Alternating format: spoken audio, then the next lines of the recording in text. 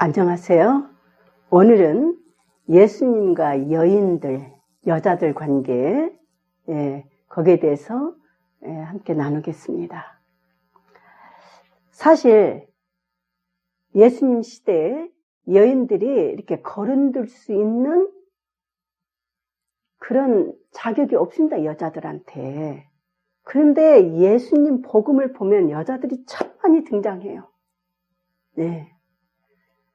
마치 오늘날 여자들이, 저는 어떤 때 상상하곤 해요. 마치 오늘날 여자들이 여기저기서 등장해서 활동하고, 사회에 등장하고, 마치 그런 어떤 분위기란 말이에요. 예수님과 여인들의 관계를 보면. 그런데 오늘날 시대가 아니지 않습니까? 예수님 시대는 무려 2000년 전 이야기입니다. 그때 뭐가 이렇게 여자들이 활개를 칩니까? 아니, 이스라엘은 우리나라 이조시대 남존여비는 저는 어림도 없다고 봅니다. 우리 이조시대 여자를 죄인으로 취급하지는 않았잖아요. 남자는 존경받고 여자는 천하다는 말이 남존여비 아닙니까? 그렇지만 죄인하고는 또 다르지요. 근데 이스라엘은 여자가 죄인이었습니다. 정말 깜깜했습니다. 예수님 아니면 이렇게 할 수 있었을까? 여자들이 사회에서 이렇게 활약하고 활동하고 교육받고, 예수님이기 때문에. 그런데요, 우리가 예수님을 잘못 받아들이면 또 이것도 안 되는 거예요. 어떤 예수님이냐? 예를 들면 교육법으로 다스리는 예수님이냐? 법으로 다스리는 하느님이냐? 이것도 안 되는 일입니다.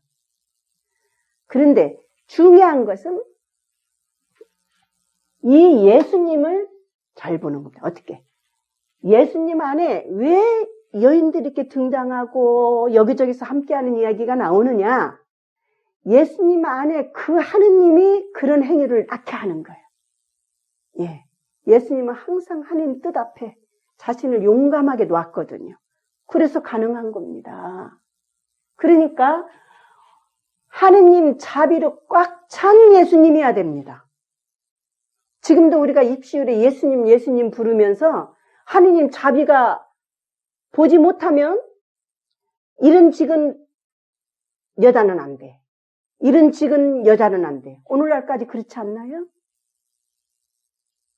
그래서 정말 복음에서 예수를 만나면 여자에게 사도직은 주면 안 되고 사제가 되면 안 되고 이것은 정말 안 된다고 하는 것입니다. 그거는 우리는 똑같이 예수님을 불러도 진짜 예수님의 모습이 아닌 거예요. 진짜 예수님의 모습은 뭡니까? 자비로 가득 찬 하느님입니다.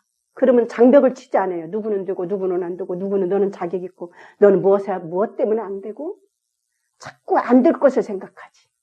그리고 내가 누릴 것을 생각하죠. 정말 예수님 깨끗하고요. 정말 멋있습니다. 아니 2000년 전에 상상을 해보셔요.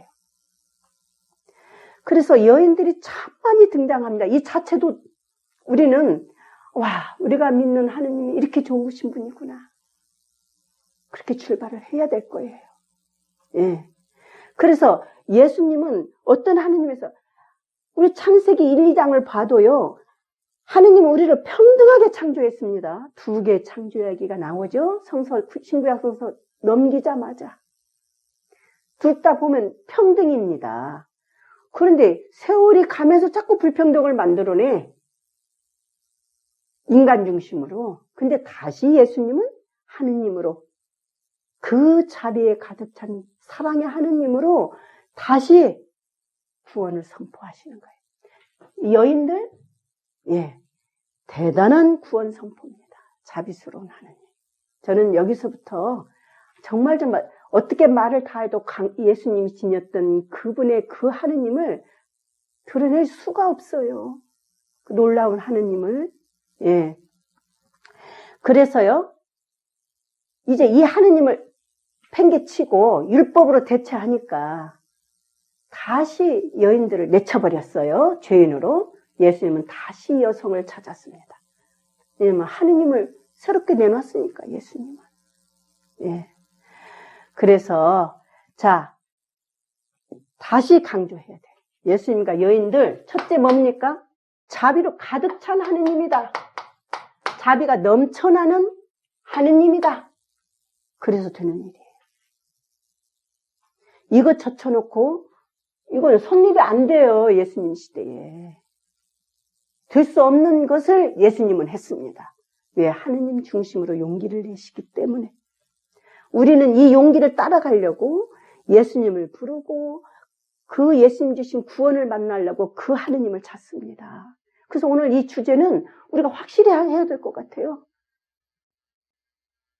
지금 오늘날 무엇이 어쩌냐. 2000년 전에 예수님이 만났던 그 하느님입니다. 그 하느님이 나한테 와야 지금 우리 생활이 풍요롭고 구원이 꽉 찬다 이겁니다. 예. 그래서 저는 이 말씀을 드리고 누가복음 8장 1절에서 3절을 간단히 보겠습니다. 저는 이 말씀은 앞으로도 세상이 다할 때까지 어떻게 예수님이 계신 하느님을 담아낼 수 있을까? 어떻게 담아낼 수 있을까? 한번 자, 하느님 나라를 선포하고 예수님이 이곳 저곳 다니면서 하느님 나라, 다시 말하면 하느님의 자비, 구원을 선포하시는 거예요. 그런데 자, 12 제자도 함께 다녔어요. 익힙니다. 스승을 따라다니면서. 그러면 딱 됐어요. 당시 사회에. 근데 문제가 되는 말씀이 이어집니다. 악령과 병에 시달리다 낫게 된 몇몇 여자도 그들과 함께 있었는데 7 마귀가 떨어져 나간 막달라라고 하는 마리아, 헤로데의 집사 쿠자스의 아내 요한나, 수산나였다. 그들은 자기들의 재산으로 예수님의 일행에게 시중을 들었다. 아까 12 제자는 주로 남자들이니까 그걸로 됐어. 우리가 제자라고 하면 12 제자만 생각하면 안 돼요. 더 큰 제자가 있었다. 아니, 여인들이 있었다. 이거는 세기를 뛰어넘는 거죠. 오늘날 우리가 이 예수가 만나 하느님을 내가 모실 수 있는가? 중요한 건 이거예요. 지금은 뭐 하고 여자들 뭐 대통령도 하고 뭐 수상도 하던데. 자, 2000년 전으로 돌아가야 됩니다. 당시 사회는 이렇게 했지만 예수님은 다시 하느님을 찾아요. 그 노력을 우리가 해야 돼요. 오늘날. 우리는 예수님의 뒤를 따르니까요. 그러면서 자, 저는 또 한 가지 예를 들겠습니다. 누가복음 10장의 마리아와 마르타 이야기. 거기도 마찬가지예요. 그 남자들, 제자들은 당연히 교육받을 자격이 있는 거죠. 당시 여자는 그거 끼면 안 돼요. 근데 어째요? 마르타의 여동생 마리아가 그 자리에 끼어서 교육을 받아요. 그런데 문제는 지금 그 언니 마르타가 문제예요. 마리아가 거기 있을 필요가 없는데 거기 있어. 당시 사회 관행에 묶이는 거죠. 율법에. 여자들은 교육받아도 안 되고 공적인 장소에 나타나도 안 되고. 근데 예수님 아무렇지도 않아. 그런데 마르타가 화가 났어요. 물론 자기가 바쁘기도 했지만 예수님까지 이해를 못하는 거예요. 당신이라도 마리아를 저렇게 나한테 보내야 되지 않느냐. 예수님 여기서 확실한 그분의 심중의 깊은 내면의 세계 사상이 드러납니다. 마리아는 여기 있을 자격이 있다. 마르타 네가 틀렸다. 마리아한테 이것을 뺏으면 안 된다. 네가 바뀌어야 된다. 엄청난 말씀을 내놓거든요. 이게 당시에 통하는 말입니까? 마르타도 예수님을 만났던 마르타도 아직 변화 안 됐어요. 마르타가 예수님의 이 말씀을 듣고 확실히 변화돼야 됩니다. 그리고 자신도 그 자리에 앉아야 됩니다. 그래서 예수님은 마리아의 손을 들어주면서 이거 바꿀 수 없다. 마리아도 이거 놓쳐서는 안 된다. 마르타 너도 이걸 뺏어서는 안 된다. 당시 유다교식으로 본 거죠. 마르타가. 이미 젖어들었어 관행으로. 그런데 예수님 놀라움을 한번 보십시오. 자, 나는 여기에서 예수님의 지금 두 가지 말씀을 들었습니다. 8장 1절에서 3절, 지금 10장 38절에서 42절 똑같이 누가복음인데요. 예수님의 엄청난 사상이 드러납니다. 어떤 사상입니까? 하느님의 자비로 꽉 찬 사상입니다. 그러니까 그 남자 여자 그 차이로 막을 치고 길을 막는 게 아니에요. 오히려 예수님 길을 터줬습니다. 그래서 우리는 그 밖에 여러분들 예수님과 여인들 얘기가 참 많이 나옵니다. 당시 여자는 죄인이고 소유자였으니까. 예수님은 그걸 부수는 거예요. 시루페니케 여인, 이방인 여인까지도 예수님 만나서 어떻게 구원하십니까? 사마리아 여인, 정말 형편없는 여인이에요. 그 여인,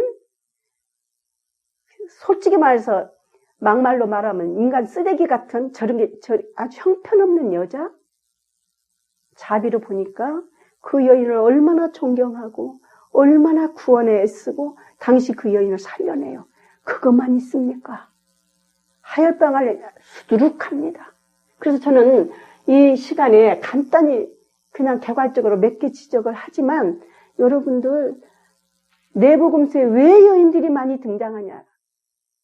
자비 하느님의 구원을 내놓기 때문에 그렇습니다.